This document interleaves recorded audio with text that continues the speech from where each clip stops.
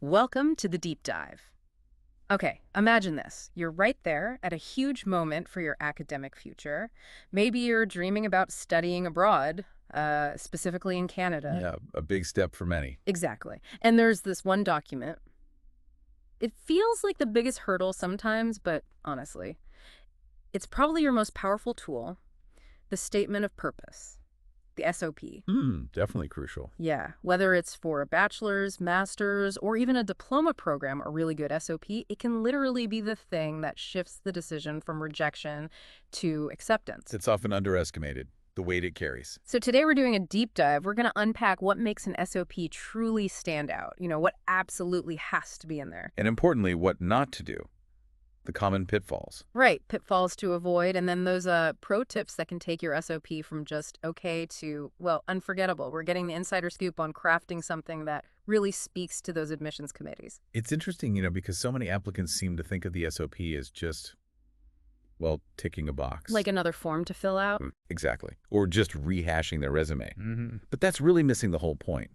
If you think about the bigger picture, it's less about just what you did and more about the story, the narrative of your whole intellectual journey. Ah, okay. So it's the why behind the what. Precisely. It's really the only spot in the entire application where you get to tell your story in your own voice. It reveals so much more than just grades or a list of jobs ever could. So it's going beyond the facts and figures. It's showing them character, ambition, things like that. Exactly. A strong SOP, it really sheds light on 5 key things about you. First, well, who you are, beyond the numbers, your personality, what really drives you. Okay, who you are makes sense. Second, it kind of maps out your journey so far, academic, professional, showing how each step sort of led you here. Like connecting the dots for them. Right. Third, and this is a big one where people often stumble, Yeah. it has to clearly state why you're drawn to this specific course in Canada. Not just, Canada's nice or the university looks good. Needs to be more targeted than that. Much more. They want to see real, specific intellectual curiosity about their program. And I guess they also want to see you've thought about the future, like what happens after the degree. They want purpose. Absolutely.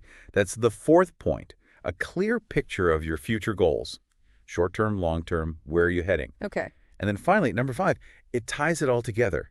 It shows how this specific course at this specific institution isn't just a random choice, but actually the perfect stepping stone to get you to those goals. So it's about alignment. That's the core message, yes. Yeah. It's your unique story, but told with clarity, honesty, and a real sense of purpose, showing how the past, present, and your future plans all line up. Okay, understanding what it is, that's one thing. But actually, sitting down with a blank page, that can feel pretty daunting. How do you actually, build this thing? Let's break down the essential parts. Yeah, let's deconstruct it. We could think of it in about 6 key sections. Yeah. First up, the introduction. Exactly. This has got to grab them. Start with something compelling. Maybe a personal experience that first got you interested, or a significant event.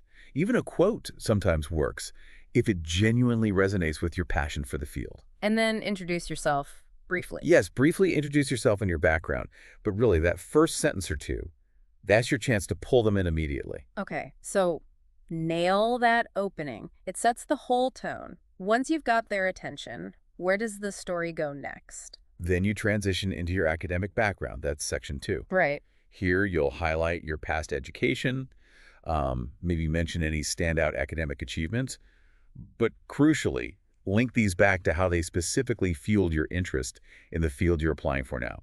Show that progression. It's about showing how your interest grew, how it developed logically. Exactly. A clear path of learning and curiosity. And what about people who've worked? Internships, jobs. That must add a different dimension. Absolutely. That's section 3. Yeah. Professional experience, if it applies to you. Mhm. Detail things like internships, relevant jobs, maybe research projects. The key here isn't just listing them, it's emphasizing how these experiences give you practical depth, how they connect back to your academic interests. So showing you've applied knowledge or learned skills out in the real world. Precisely. It adds another layer of credibility and experience. Okay, this raises a really important point. We've covered the who you are, and the what you've done, but maybe the trickiest part for many is the why. Ah, yes, the why. Why this specific course? Why choose Canada? Why this university or college over all the others? How do you tackle that effectively? This is section 4, And yeah, arguably the most vital, you called it, why this course in Canada? Right. You absolutely have to articulate why this specific course, why Canada makes sense for you in your field, and why this particular institution. And vagueness is the enemy here. So generic praise won't cut it. Not at all. Get specific. Mention maybe unique aspects of the program curriculum. Yeah. Are there specific professors whose research genuinely excites you? Mention them. Are there special labs, facilities, or maybe specific projects associated with the program that drew you in? Name them. Admissions committees can spot generic flattery a mile off. They want proof you've done your homework and have a genuine, specific reason for choosing them. So it's really about demonstrating that you've put in the thought, that your interest is focused, not just a general wish to study abroad. Okay, Yeah. makes sense.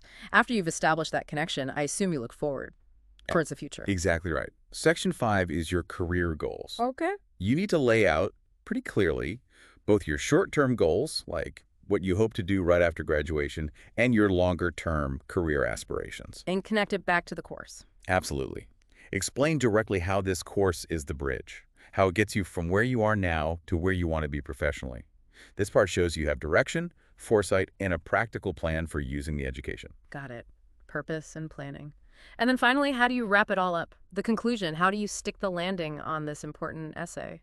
Right, Section 6, the conclusion. You want to end strongly. Circle back and powerfully reinforce your passion for the field and, crucially, your readiness for this specific program. So confidence. Confidence, yes, and maybe a note of gratitude for the opportunity to apply. And, importantly, this is key. If you're applying for a study permit, express your intention to return to your home country after your studies are complete. Ah, that's a practical point for visa considerations. It really is. It reassures them about your intentions and that you understand and respect the immigration rules. It closes the loop professionally. Okay, so we have the blueprint now, 6 key parts. But let's talk about the potential traps, the landmines. Because even with great qualifications, some common mistakes can really sink an application, right? Oh, absolutely. Very true. And probably the biggest one I see, generic SOPs. The copy-paste jobs. Exactly. So many applicants fall into the trap of using a template they found online, maybe just swapping out the university name. It screams lack of effort. I bet admissions committees can spot those instantly. Instantly. They read thousands. Personalization is everything. Your SOP has to be your story, your voice, your journey. They're looking for you, not some generic fill-in-the-blanks essay. Makes total sense. What else? What other common errors really sabotage an otherwise good profile? Maybe something less obvious. Well, the obvious but critical ones are grammatical errors and typos. Oh, yeah, that looks sloppy. It really does. It signals carelessness. Always proofread meticulously. Use editing tools, maybe get a friend to read it, or even consider professional editing help if you can. It's worth it. Good advice. Anything more subtle? Yes. Something I sometimes see is, well, maybe trying too hard to sound impressive, sometimes leading to vagueness, like vaguely promising to solve huge world problems without any concrete plan or demonstrating the actual skills needed. Right. Ambition is good, but it needs grounding. Exactly. It needs to be linked realistically to what you've done and how this specific program will actually equip you. Also, related to that, sometimes applicants go overboard with praise. Too much flattery. Yeah, like excessive gushing praise for Canada or the university. Enthusiasm is good, but keep it realistic, relevant, and grounded in specifics we talked about earlier. Hyperbole doesn't impress nearly as much as genuine, specific appreciation based on research. Okay, keep it grounded. And I suppose vague future plans fall into that category too, not being specific enough about goals. You hit it. Unclear goals are definitely detrimental. If the committee can't see a clear path forward for you and how this program fits in, they're less likely to be convinced. Be specific, as we said, about short-term and long-term aspirations. Show them the map. Right, show them you've thought it through. Okay, so we know the pitfalls. Let's pivot to the positive, the pro tips. How do you really master this? What's the foundation for a truly great SOP? Okay, pro tips, first and foremost, clarity and simplicity. Keep it straightforward. Yes. Use clear, direct language. Resist that temptation to load it up with jargon just to sound smart, unless it's a really specific, necessary technical term that genuinely shows your expertise in the field. The main goal is effective communication, not just showing off vocabulary. Good point. And what about length? Is there a sweet spot? You don't want to bore them, but you need enough space. That's a very practical question. Generally, unless the university gives you a specific word count limit, and always follow their instructions if they do aim for somewhere between 1,000 and 1,200 words. Okay, 1,000 to 1,200. Yeah, that range usually gives you enough room to cover everything thoroughly without rambling or becoming tedious to read. Okay. Now, my absolute favorite piece of writing advice, which seems perfect here, show, don't just tell. How critical is that for an SOP? Oh, it's absolutely crucial. Maybe the most important stylistic tip. Instead of just stating things like, I'm passionate about X, provide concrete examples that illustrate that passion. Can you give an example? Sure, like instead of just saying, I'm passionate about mechanical engineering, Yeah. you could open with something like that sample we discussed. As a child, I was always taking things apart, toy cars, radios, just to see how they worked. Later, I spent hours watching robotics tutorials online. Ah, showing the curiosity in action. Exactly. This lifelong curiosity naturally grew into a passion for mechanical engineering, and now I want to take that passion to the next level through academic study in Canada.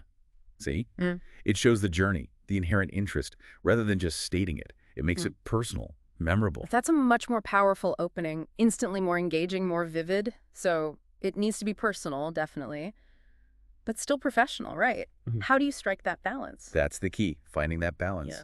Your SOP absolutely should reflect your unique personality, your voice, your experiences. It is your story, after all. But always frame it professionally. Remember, it's still a formal application document for graduate study, usually. It's not a casual email to a friend. So be authentic, be engaging, yes, but maintain a respectful tone that shows you're serious and ready for the academic challenge. Okay. So bringing this all together, what's the main takeaway for you, our listener? It sounds like this statement of purpose, it's really so much more than just, another piece of paper in the pile. It absolutely is. It's your voice. It's your chance to speak directly to the admissions committee, to make that human connection. It's where you go beyond the grades and test scores. Precisely. It's your opportunity to tell a compelling story, to show them why you're not just a qualified candidate, but why you're the ideal candidate for their specific program, why you're a great fit. It's your moment to really connect your past experiences with your future ambitions.